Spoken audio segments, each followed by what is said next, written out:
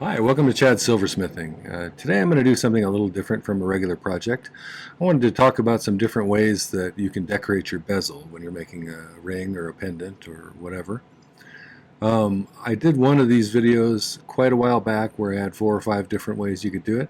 I'm going to add 3 more today, and hopefully it'll give you some ideas as far as changing things up a bit. Here's 3 different ways you can change up your bezel a little bit. This is one of my design idea sketchbooks that you can get on my merch store. This particular one has flow temperatures of various types of solder. Some of the other ones have some other metalsmithing information like conversion charts or ring size formulas and stuff like that. So check those out. I think they're pretty useful. What I really like about these notebooks though is they have this dot matrix in the background, which is like graph paper and helps me to draw better pictures. So I can keep a record of all the different projects that I've made.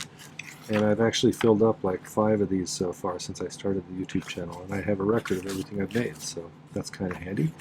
You might find it as well, so get yourself 1 or 2 of these. I think they're pretty useful. Here's yesterday's ring. Okay, today here what we're going to do is some bezel modification. Bezel enhancement. So first I wanted to do one where we're just overlapping multiple pieces of bezel to give it kind of a step look. That's something interesting we can do. So we'll use 3 layers of bezel and trim it down. I'm going to use 3/16 inch fine silver bezel strip. It's 26 gauge thick, which is 0.41 millimeters. The height is 4.76 millimeters. I'll be using that same for all 3 of these. The second one I'm going to do is I'm just going to make a wire design that goes around the outside. This one I think I'll just do kind of a wavy line towards the bottom of the bezel. And then finally, something that I do occasionally, and mostly I do this when I'm setting quartz crystals or other crystals that hang down from a bezel cap like this. Sometimes I'll put an accent stone right on the outside of the bezel. So we're actually going to put a bezel on a bezel here, and we'll see how it looks. I picked out a black fossilized coral, and we'll make 3 bezels for this, and I'll show you how I adapt them. On this one that we're going to start with, there's going to be a little issue with, since we have 3 layers, it's going to have 3 different thicknesses along here. We may end up being a little bit tight on the stone after we measure. So I measured these pieces to be just slightly bigger than I normally would, just added about 1/8 of an inch extra. And I still may have to stretch the bezel in order to get it, because when I have these overlapping each other like this, it's going to make it much thicker down at the bottom here than it is up at the top. So it's going to be hard when we go to solder it together, because it's going to make the whole thing a little bit smaller. So we can either make it extra long like I did a little bit. I probably didn't do it long enough though, so we still may have to stretch it a little bit. But our first step is going to be flattening these out really nice, get them as nice and flat as we can. So, by the way, 2 of these are the thicker stuff, the 26 gauge, and one of these was a little piece of scrap 28 gauge that was laying around, and I thought, because we're going to make this pretty thick already, I'll just use that for the outer layer. But you can use all 3 26 if you want to. So I find just pinching mostly, with fine silver being pretty soft compared to sterling, you can pinch it pretty flat. I made a few rings where I had, I think the one my wife snagged a while back had a blue topaz kind of trillion shape in the top. And then I mounted a little mother of pearl on each side of the, maybe it wasn't on the bezel on that one, but I have done that on the bezel in similar fashion. I think it was on a big chunk of silver that I made the base part out of, but same basic idea for doing this sort of thing on the end. Alright, well, those look pretty straight. So now I think it might be easier to get these lined up if I like scribe a line.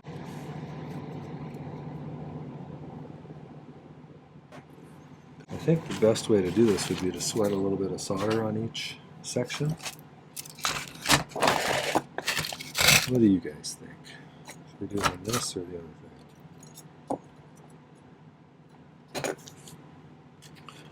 One thing about laying flat sheet on flat sheet, whether it's fine silver or whether it's sterling silver, is it has a tendency to skate around a little bit when the solder flows. So we may need to put some T-pins in here or something to keep it from moving too much. That sometimes helps. I think that'll look pretty good. I like that. So let's put some solder on the back side of this one here. I think I'm going to pick it on because that's what I'm used to doing. You could just lay it on there if you prefer.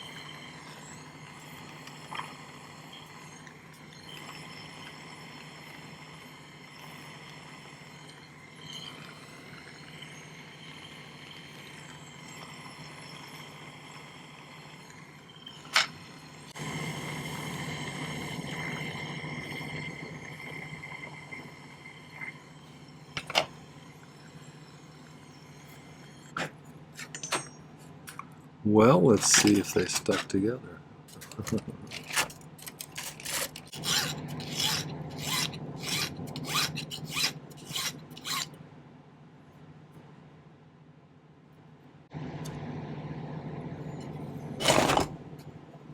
All right, let's make this into a bezel. Somebody's going to ask me probably if you can use sterling to do stuff like this, and you could. I'd use fine silver for the inner one, though. It's going to make bending the overall thing a little bit harder, and if you need to stretch it a little bit, it's going to make it a little harder too. So.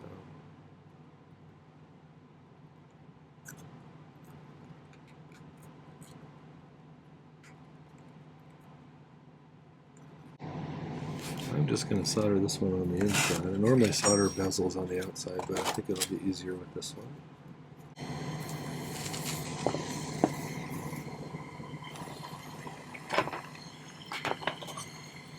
Mm-hmm.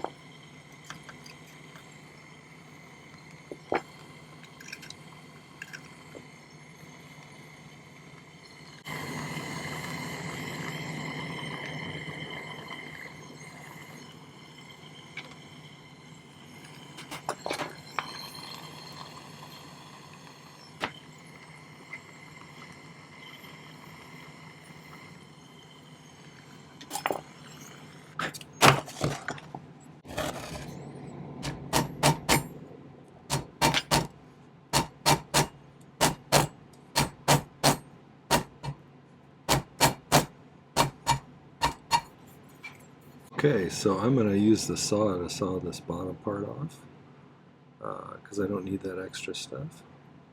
I'll just take it down to the level of the very first bezel part that we did, so I'll be right back. Okay, I got most of the excess filed off here. I may file it a little bit more, but I wanted to shape it, so I started to make it a little bit oval.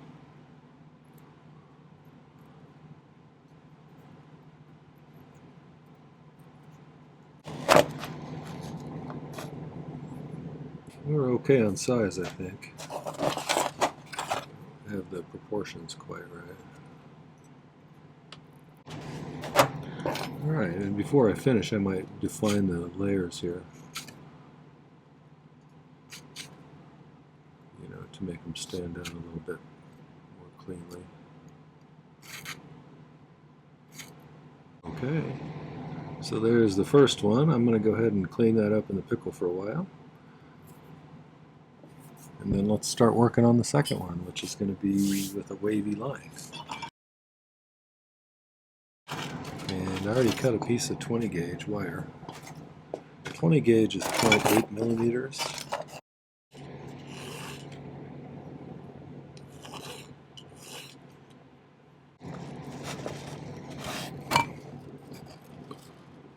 Okay, so I get it as tight as I can and move it just beyond where they meet. Not nearly as much as I left on this last one, so I'm going to do wavy lines. Let's do it on this small one here.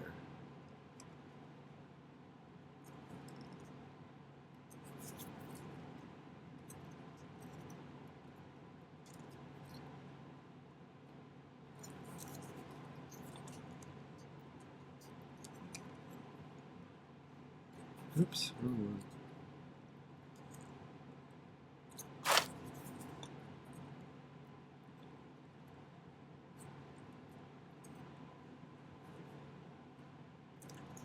Trying to keep these as symmetrical as I can. They don't have to be perfect, I don't suppose.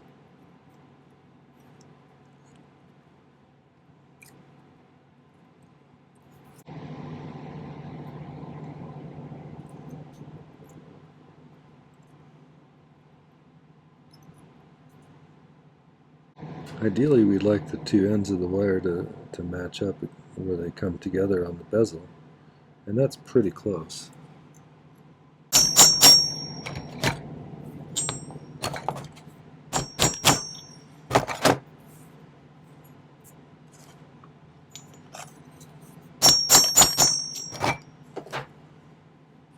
I want it kind of like right along the bottom edge there, like that. That should be pretty good. This one might need to go up just a tiny bit at the end here. And I think now what we need to do is we need to sweat a little bit of solder onto this thing.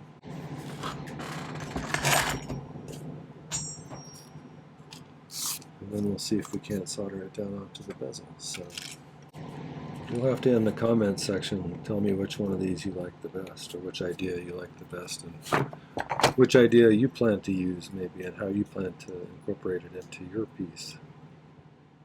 This is pretty fine wire, so you got to be a little cautious about not overheating it when you're getting it loaded up with some solder.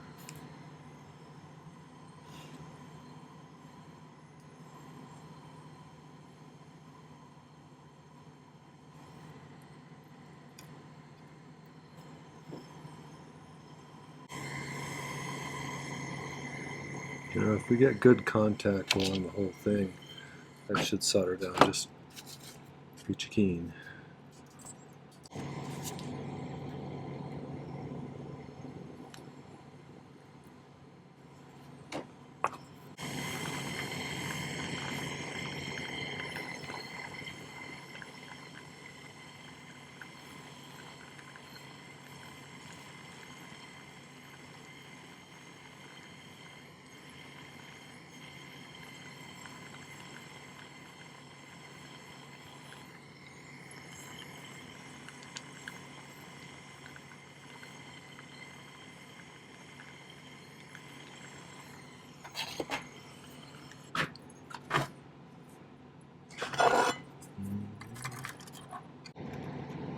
I could have done a little better job of getting these to meet up nicer.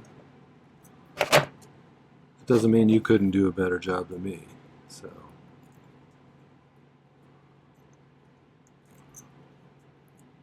let's just do a little piece on the inside and we'll see how it goes.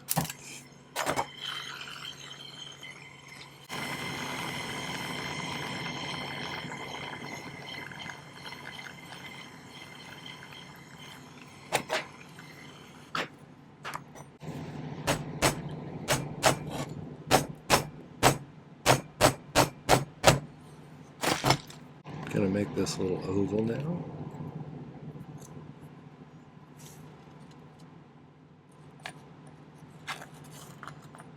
I've got plenty of room.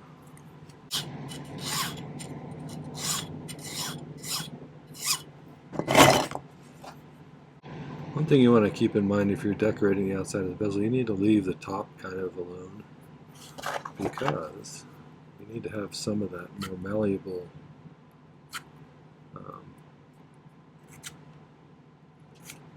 fine silver without anything soldered to it in order to be able to bend it over the stone effectively. So, all right, well there's number 2. Let's make one more and we'll put a little bezel for an accent stone on it.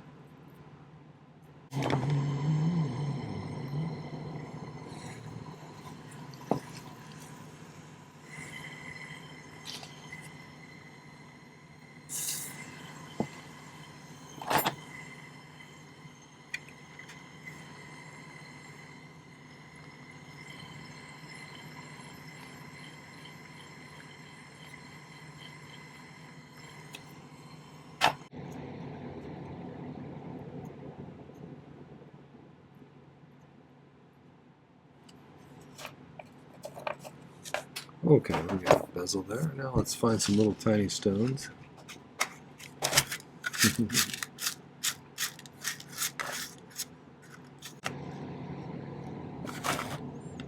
There's a little mother of pearl. We could use that one. Maybe 3 millimeters. For this one, I'm gonna use some more of this thinner stuff, the 28 gauge, because it's such a little tiny stone, and it's going to be mounted on the side. All right, so I'm going to do the same thing I did with that other bezel. Is cut it. Well, I drew a line on it with my dividers. Let's just cut this one a little bit shorter. Certainly don't need that big of a bezel.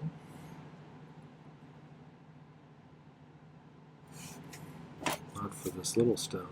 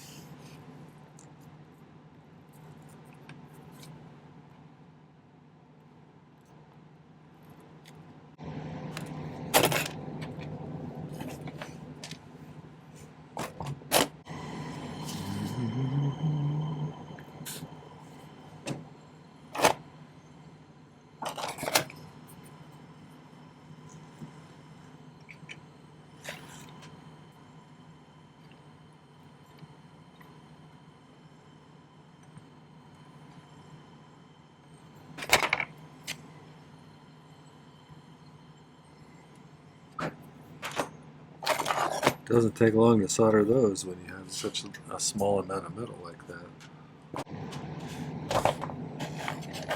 Normally I'd probably put a bottom on this first, and since this is mostly instructional.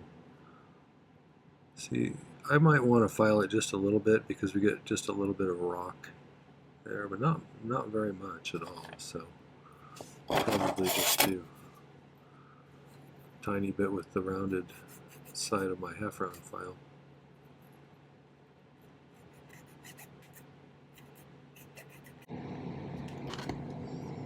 This is just about at the limit of what you could do on this thick of a bezel with that size of a stone, because there's not much room left.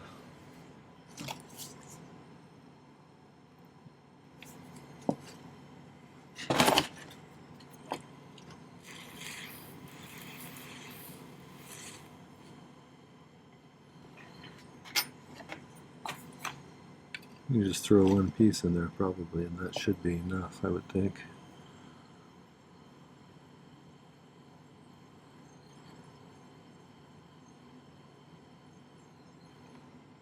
There we go. Make sure we got a seam all the way around.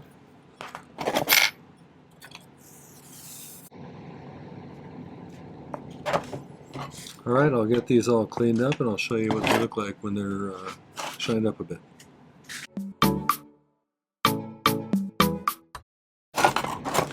Alright, I didn't polish these to a high polish, I just kind of cleaned them up because I'll probably be incorporating these into, at least one of them, into a ring or a pendant, and I'll be polishing it anyway, but that's the first one. I think that one came out pretty nice.